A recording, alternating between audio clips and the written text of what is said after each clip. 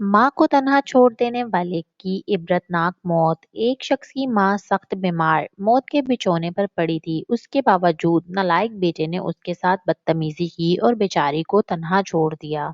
और वो बेचारी गरीब इसी हालत तन्हाई में इंतकाल कर गई। वक्त गुजरता गया। 30 साल बाद उस नालायक बेटे को दस्त लग गए और निहायत कमजोर हो गया। हाथों का किया यूं आड़े आया कि रो रो कर कहता सुना गया, मेरे 3 बेटे हैं मगर मेरी बिल्कुल परवाह नहीं करते। मैं कई रोज से बीमार पड़ा हूँ मगर एक बार भी मिलने नहीं आए। आखिरकार वो अपनी माँ की तरह रात को अकेला मर गया।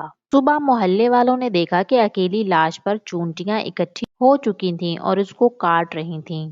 प्यारे प्यारे इस्लामी भाइयों, ये हकीकत है कि माँ बाप को सताने वाला दुनिया में भी सजा पाता है। फरमाने मुस्तफ़ा सल्लल्लाहु अलैहि वसल्लम है, सब गुनाहों की सजा अल्लाह पाक चाहे तो कयामत के लिए उठा रखता है, मगर माँ बाप की नाफरमानी की सजा जीते जी पहुँचाता है। वाकई वो शख्स बड़ा खुश नसीब है जो माँ बाप को खुश रखता है। जो बदनसीब माँ बाप को नाराज करता है उसके लिए बर्बादी है।